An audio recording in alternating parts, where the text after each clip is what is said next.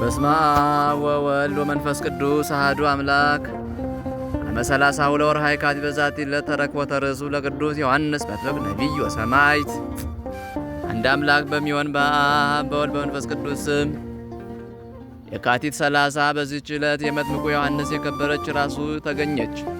ይህም እንዲህ ነው። ከሃዲት ሄሮድስ የከበረ ዮሐንስን ራሱን ይቆርጡት ዘንድ ባዘዘ ጊዜ በእስር ቤት ራሱን ቆርጠው ወደ ሄሮድስ አቀረቧት። እርሱም ለወገኖቹ በማሳየት በቅዱስ ዮሐንስ ላይ ስላደረገው ሥራ እንደሚያዝን ገለጠላቸው። የክብር ዮሐንስንም ራስ በቤቱ ውስጥ አስቀራት። የፊተኛይቱ ሚስቱ የንጉሥ አርጣ ልጅ ግን በአበረራት ጊዜ ወደ አባቷ መጥታ በፊቱ አለቀሰች። ሄሮድስ በእርሷ ላይ ያደረገውን ሁሉ እርሷን አሳዶ የወንድሙንም ሚስት ሄሮድያዳን እንዳገባ ነገረችው። በዚያን ጊዜ ንጉሥ አርጣ ተቆጥቶ ተነሳ። ሰራዊቱንም ሰብስቦ ወደ ገሊላ ዘመተ። የገሊላንም ሀገሮች ሁሉ አጠፋ፣ በእሳትም አቃጠለ። ንጉሥ ጢባሪዎስ በቄሳር ይህን ነገር በሰማ ጊዜ ሄሮድስ ባባረራት በልጁ ምክንያት ንጉሥ አርጣ ይህን እንዳደረገም ባስረዱት ጊዜ ስለዚህ ንጉሥ ጢባሪዎስ ቄሳር ተቆጥቶት ሄሮድስንም ወደ ሮሜ ከተማ ወደ እርሱ አስቀረበው። በእርሱም ምክንያት የሀገሮች ጥፋት በመደረጉና ታላቁን ነቢይም ስለ መግደሉ ከሹመቱ ሻረውና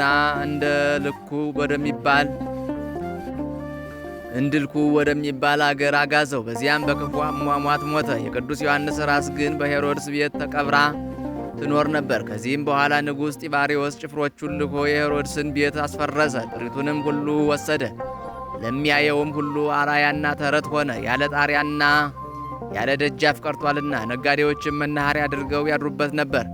በዚያን ወራት በገንዘብ ድሆች በሃይማኖት ባለጸጎች የሆኑ 2 ሰዎች ነበሩ። እነርሱም ሊሰግዱ የከበረች የ40 ቀን ጾምንም ሊጾሙ ወደ ኢየሩሳሌም ተጓዙ። ይህም ከብዙ ዘመን በኋላ ነው። ምሽትም በሆነ ጊዜ ምድረ በዳ በሆነ በሄሮድስ ቤት ውስጥ አደሩ። ቅዱስ ዮሐንስም ከእርሳቸው ለአንዱ በሕልም ተገለጠለትና የከበረች ራሱ ያለችበትን ቦታ አስረዳው። ወደ ቤቱም ተሸክሞ ይወስዳት ዘንድ አዘዘ። በነቃም ጊዜ ራእይን እንዳየ ለባልንጀራው ነገረው። ቅዱስ ዮሐንስም ወዳመለከተው ወደዚያ ቦታ ተነስተው በአንድነት ሄዱ።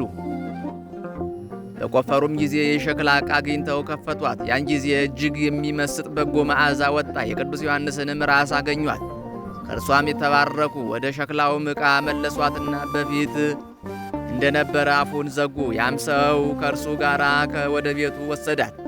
ታላቅ ክብርንም አከበራት። ሁልጊዜም የሚያበሩ መብራቶችን በፊቱ አኖረ።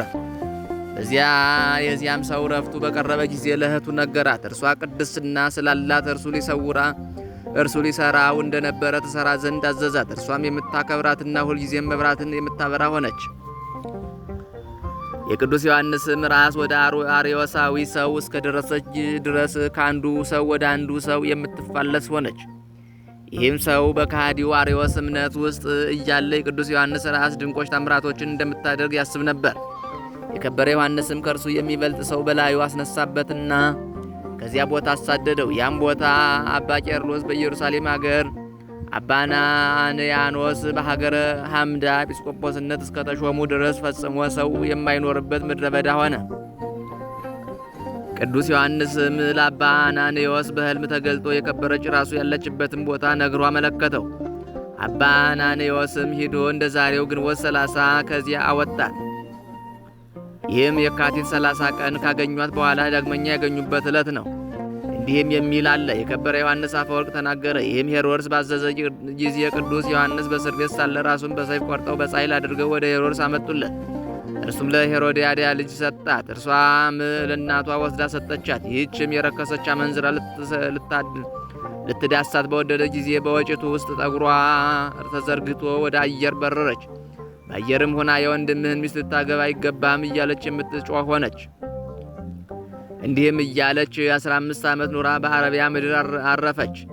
በዚያም ተቀበረች። ነጋዴያንም በዚያ ቦታ የሚያድሩ ሆነ። በእግዚአብሔርም ፈቃድ 2 ታማንያን ነጋዴዎች ወደዚያ ቦታ ደርሰው አደሩ። ቅዱስ ዮሐንስም በሕልም ተገለጠላቸውና የከበረች ራሱን ያወጡ ዘንድ አዘዛቸው።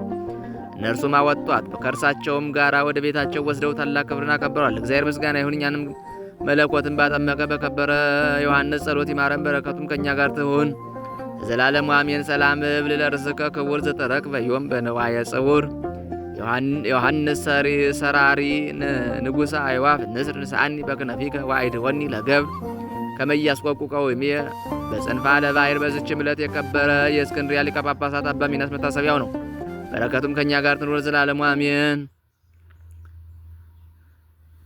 በእግዚአብሔር ቸርነት በየካቲት ወር የሚነበብ የሚጸለይ ምንባብ ደረሰ፣ ተፈጸመ። ለእግዚአብሔር ምስጋና ይሁን። የነቢያት፣ የሐዋርያት፣ የጻድቃን፣ የሰማዕታት፣ የደናግል፣ የመነኮሳት፣ የቅዱሳን መላእክት በረከታቸው አምላክን የወለደች የእመቤታችን የቅድስት ድንግል ማርያም በረከቷ በሁላችን ላይ አድሮ ይኑር ለዘላለሙ አሜን።